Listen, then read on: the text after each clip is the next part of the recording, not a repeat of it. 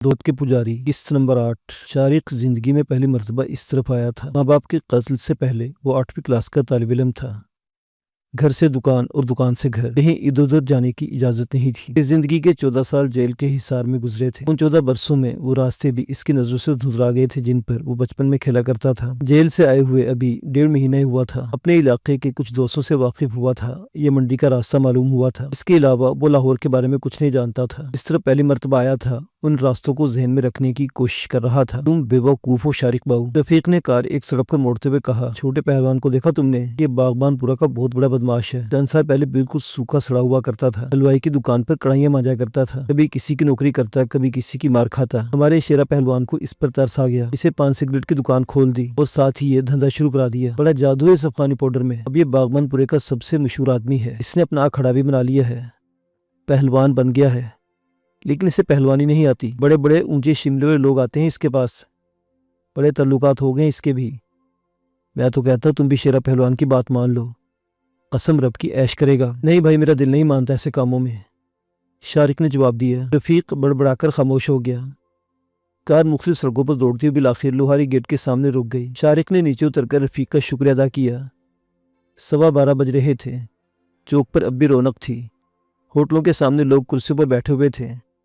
पान की दुकानों के सामने खड़े मंचले पान चबाते हुए सिगरेट के कश लगा रहे थे। 2 लड़के मोती के हार बेचते फिर रहे थे। शारिक इधर उधर देखता गेट के मेहराब के अंदर दाखिल हो गया। मुख्तलिफ गलियों में चलते हुए वो सोच रहा था कि मांझी और रजिया परेशान हो रही होंगी। वो 10:30 बजे दुकान बंद करता था और ज्यादा से ज्यादा 12 बजे घर पहुंच जाया करता था। लेकिन आज तो 12:30 बज गए थे। जब वो मकान वाली गली में दाखिल हुआ तो इसका ख्याल दुरुस्त निकला। मरियम और रजिया मकान के दरवाजे पर खड़ी थी। इनके चेहरों पर परेशानी नुमायां थी। माँ जी, आप लोग दरवाजे पर क्यों खड़ी हैं? शारिक ने करीब पहुंचकर कहा। कहाँ चला गया था पुत्र? मरियम ने रास्ता देते हुए कहा। 2 मरतबा होकर आई तुम्हारी दुकान से। दूसरे दुकानदारों ने बताया कि तू 10:30 बजे दुकान बंद करके चला गया था। रास्ते में एक पुराना दोस्त मिल गया था, वो मुझे जबरदस्ती अपने घर ले गया, शारिक ने जवाब दिया। और फलों वाला थैला रजिया के हाथ में थमा दिया। कहीं जाना हो तो बता दिया करें, रजिया ने कहा। आपको देर हो जाती है तो दिल में होल से उठने लगते हैं। अच्छा, आइंदा बताकर जाया करूंगा। चलो अब खाना दे दो, बड़ी जोर की भूख लग रही है। शारिक ने रजिया के सर पर हाथ फेरते हुए कहा। भूख तो मुझे भी लग रही है, अम्मा ने भी अभी तक खाना नहीं खाया। आप कमरे में चले, मैं खाना गर्म करके लाती हूँ, रजिया कहती हुई किचन की तरफ चली गई। शारिक इजहार निजामत के सिवा कुछ न कर सका। वो दोनों इसकी वजह से भूखी बैठी थी। कुछ देर बाद रजिया ने खाना गर्म करके ले आई। खाने के दौरान में शारिक को माँ जी की दवा याद आ गई। इसने गोली वाली थैली निकालकर मरियम की तरफ बढ़ा दी। ये आपकी दवा की गोलियां हैं, इसने कहा। अच्छा कि तुमने गोलियां ले आए, खत्म हो गई थी, मरियम ने थैली लेते हुए कहा। खाने के बाद शारिक अपने कमरे में आकर बिस्तर पर लेट गया। वो मरियम और रजिया के बारे में सोचने लगा। कितनी चाहत थी इन दोनों के इससे। इसके इंतजार में खाना नहीं खाया था और आधी रात गुजर जाने के बाद भी परेशान सूरत बाहर खड़ी इसकी राह तक रही थी। फिर इसके ज़हन में शेरा पहलवान का ख्याल आ गया। आज जो कुछ इसने देखा था, इससे अंदाजा हो गया था कि हीरोइन के कारोबार में कितनी कमाई है। छोटा पहलवान इसे 1.5 लाख रुपए देकर गया था और उसके बदले जो हीरोइन के पैकेट दिया गया था उसका वजन ज़्यादा से ज़्यादा 1 किलो रहा होगा।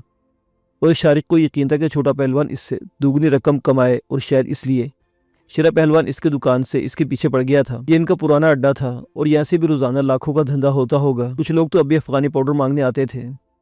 बहुत से ऐसे लोग होंगे जो वो दुकान बदली हुई देखकर पूछे बगैर चले जाते होंगे। शेरा पहलवान ने इसे इस दुकान की मुंह-मांगी कीमत पेशकश की थी, लेकिन शारिक का इस दुकान को बेचने का कोई इरादा नहीं था। शारिक यही कुछ सोचते हुए नींद की आगोश में पहुंच गया और सुबह उठकर अपने मामूलात में मसरूफ हो गया। दूसरे दिन शाम को शेरा पहलवान का एक आदमी दुकान के फरोख्त के सिलसिले में इसका फैसला मालूम करने आया। शारिक ने इसे जवाब दिया कि इसका दुकान बेचने का कोई इरादा नहीं। वो शायद खामोशी से वापस चला गया। 3-4 रोज गुजर गए, कोई खास वाक़या पेश नहीं आया था। अलबत्ता अफगानी पाउडर के गाहक बदस्तूर आते रहे, जिन्हें शारिक डांट कर भगाता रहा। इस दौरान शेरा पहलवान का कोई आदमी नहीं आया था। शारिक ने यह समझ लिया कि शेरा पहलवान ने यकीनन इसकी दुकान का ख्याल जहन से निकाल दिया होगा। एक दिन रात को 8 बजे थे। शटल कॉक बुरके वाली एक औरत फल लेने के लिए इस दुकान पर आई। इसने बुरके का निकाब उठाया। खूबसूरत औरत थी। शारिक के अंदाजे के मुताबिक इसकी उम्र 30-32 के लगभग रही होगी। इसने 2-3 किस्मों के फल खरीदे थे। पैसे देते वक्त इसने स्याह रंग का एक शॉपिंग बैग भी फलों के थैले के करीब रख दिया। इस थैले की गिरा लगी हुई थी। भैया ये सामान ज़रा यहीं रखो, मेरा ये थैला भी रख लो। मैं जरा दरबार से होकर आती हूँ, इस औरत ने कहा। कोई बात नहीं, आप हो आइए, शारिक ने कहते हुए तमाम थैले उठाकर नीचे दुकान की तरफ अंदर रख दिए। वो औरत तेज तेज कदम उठाती दाता दरबार की तरफ चली गई। शारिक अपनी दुकानदारी में लग गया। कुछ देर तक जिसे शटल कॉक वाली बुरके वाली औरत का ख्याल आता रहा, फिर उसे भूल गया। तकरीबन 10 बजे वो कुछ चीज उठाने के नीचे झुका तो इसकी नजर इन थैलों पर पड़ गई। इसके साथ ही इसे शटल कॉक बुरके वाली औरत याद आ गई। 3 थैलों में तो फल थे और छोटा थैला वो औरत छोड़ गई थी। वो उठकर इधर उधर देखने लगा।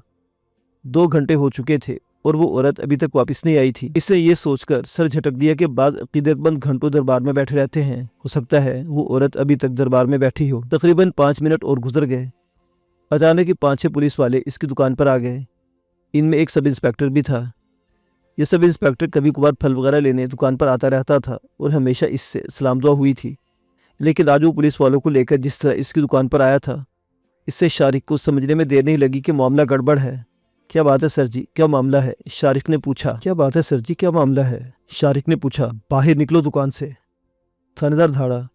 इसके साथ इसने शारिक को पकड़कर दुकान से बाहर खींच लिया। पुलिस वाले राइफलें ताने खड़े थे। तब इंस्पेक्टर इसकी जामा तलाशी लेने लगा। इसकी जेबों से बरामद होने वाली रकम इसने अपनी पतलून की जेब में ठूंस ली। दुकान की तलाशी लो, सब इंस्पेक्टर अपने मातहतों को हुक्म दिया। 2 कांस्टेबल दुकान में घुस गए।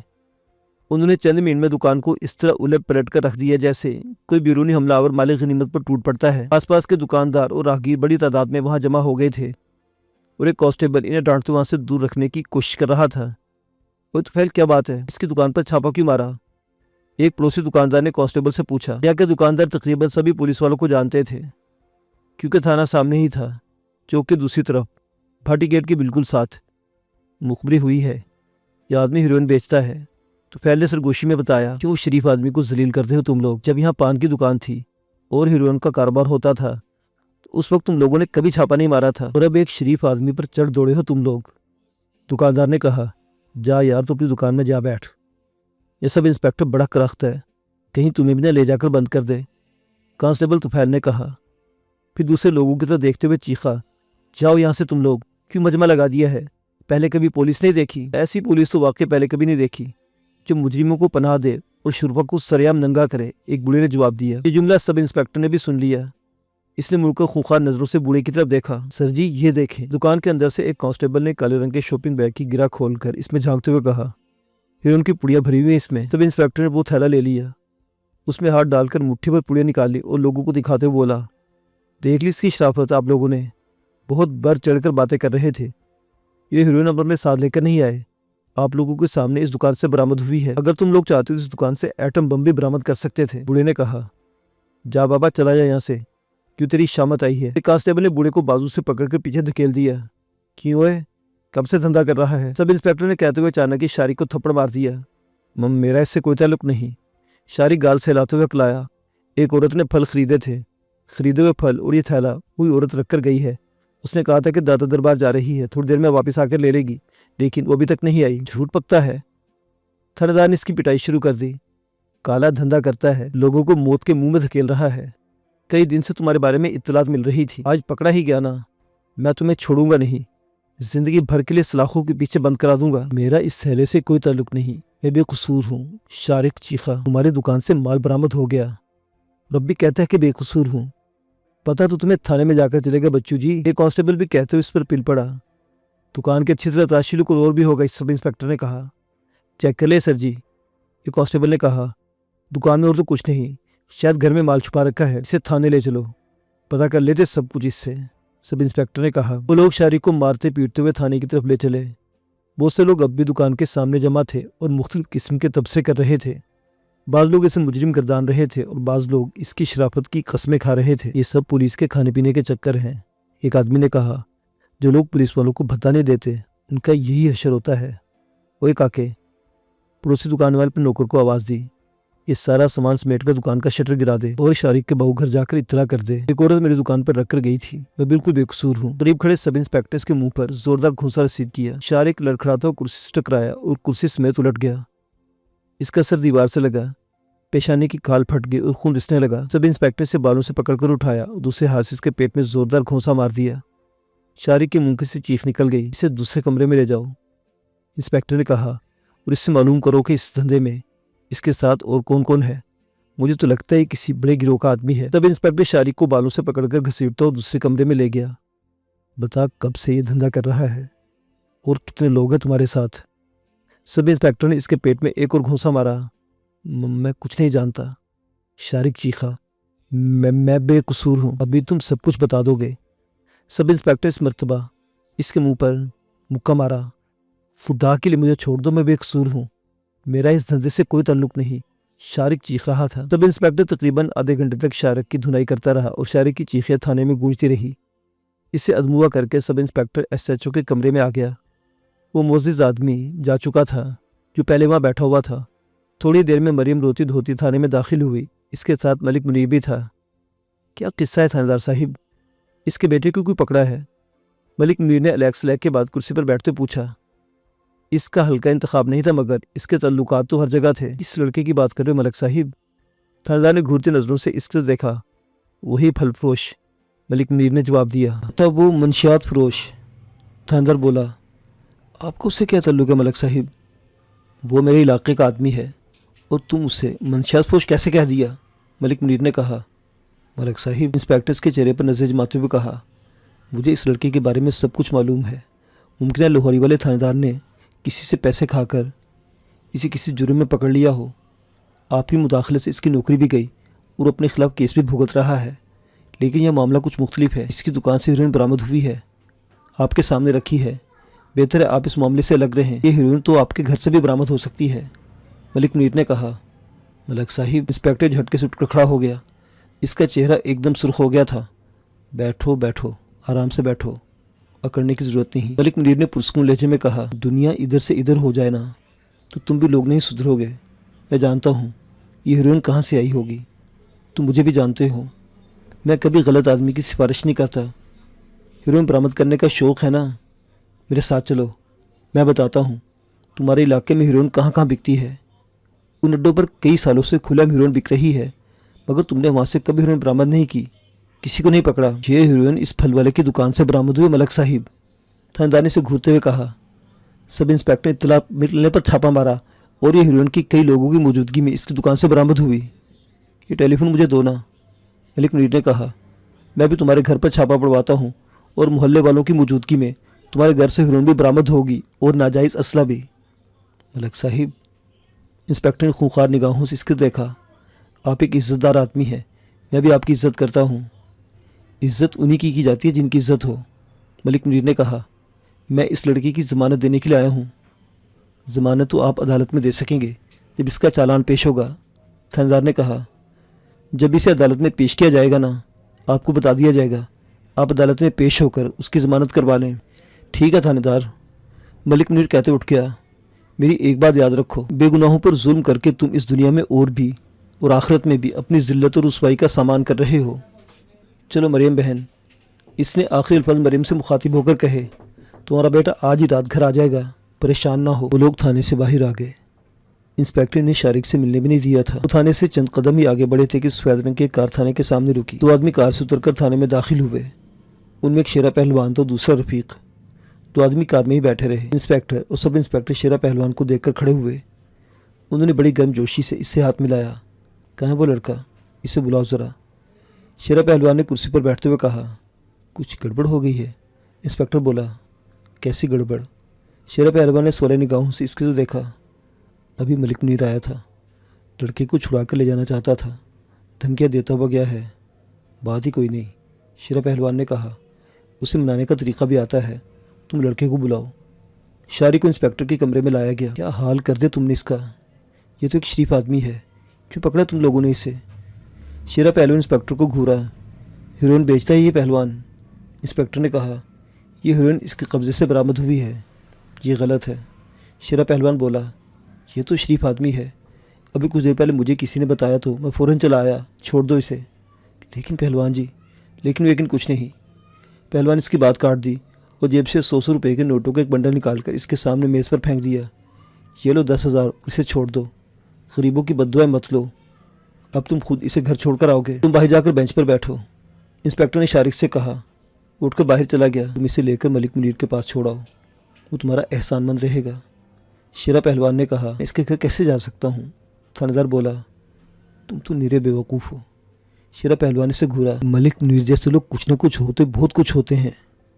इसके पास चले जाओगे तुम्हारी शान नहीं घट जाएगी। उस पर ही एहसान लाद देने की सिफारिश पर छोड़ रहे हो इसे। ये बात समझने की कोशिश करो। मलिक मुनीर जैसे आदमी अंदर से बहुत ख़तरनाक होते हैं। लोहारी वाले इंस्पेक्टर का हशर तुम देख चुके हो। मैं जा रहा हूँ, थोड़ी बार तुम इसे लेकर चले जाना। शेरा पहलवान कमरे से बाहर आ गया। बरामदे में बेंच पर शारिक बैठा था।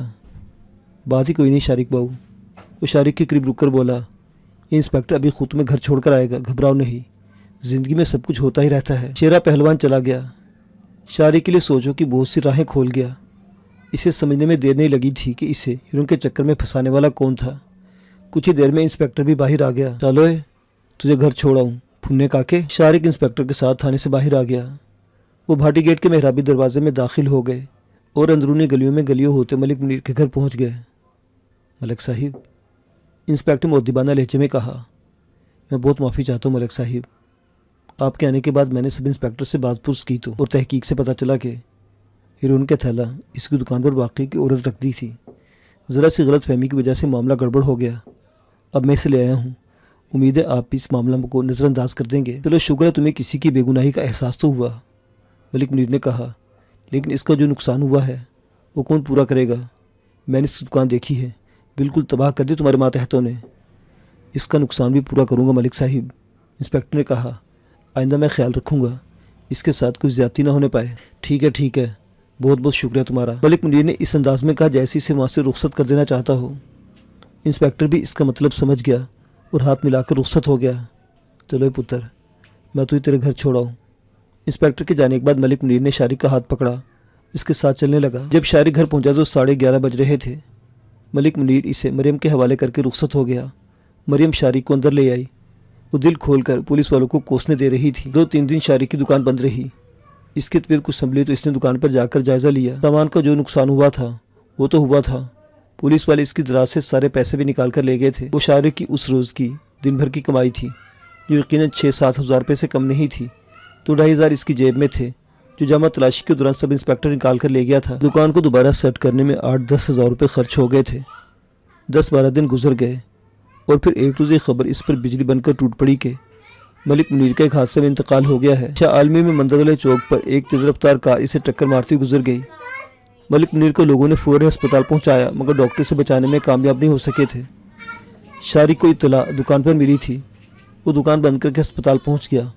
उस वक्त 20 लोग अस्पताल पहुंच चुके थे और जब डॉक्टर ने ऐलान किया कि वो मलिक मुनीर को नहीं बचा सके तो एक कोहराम मच गया। मलिक मुनीर के जनाजे में शहर की बेशुमार मुअज़्ज़िज़ शख्सियात भी शामिल थी।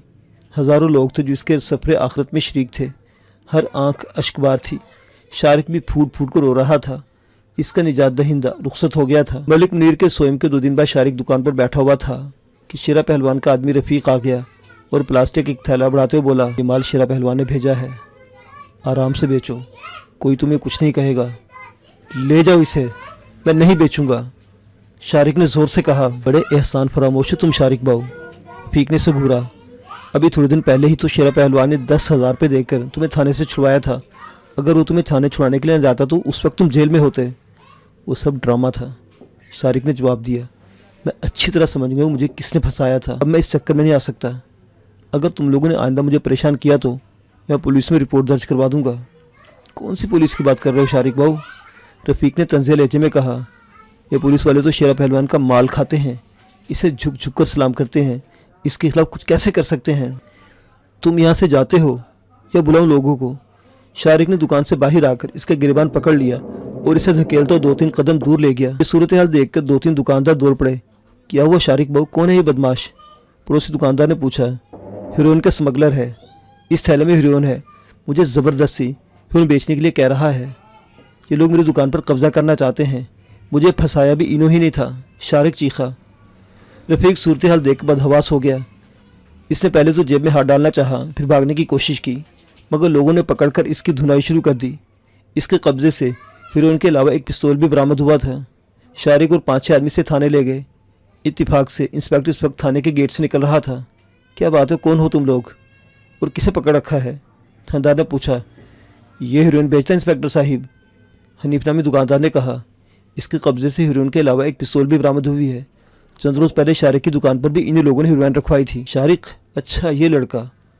इंस्पेक्टर ने शारिक तो देखा। ओए अली अहमद, इसे कांस्टेबल को आवाज़ दी, इसे अंदर लेकर चलो, मैं भी आता हूँ। दुकानदारों ने पिस्तौल और हीरोइन भी पुलिस के हवाले कर दी। ठीक है आप लोग जाइए, हम देख लेंगे, इंस्पेक्टर ने कहा। शारिक और बाकी लोग वापस आ गए। शारिक को यकीन था कि रफ़ीक 1-1.5 घंटे से ज़्यादा थाने में नहीं रह सकेगा।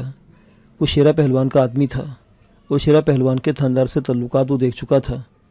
इसने अपने पड़ोसी दुकानदार हनीफ से अपने इस खदशे के हज़ार के तो बोला, देखा जाएगा शारिक बाबू, अगर इंस्पेक्टर से छोड़ दिया तो हम मिलकर डीएसपी के पास जाएंगे, डरने की ज़रूरत नहीं, हम सब तुम्हारे साथ हैं। ये दोपहर 4 बजे की बात थी। उस वक्त 7:30 बजे थे। शाम का अंधेरा फैल रहा था।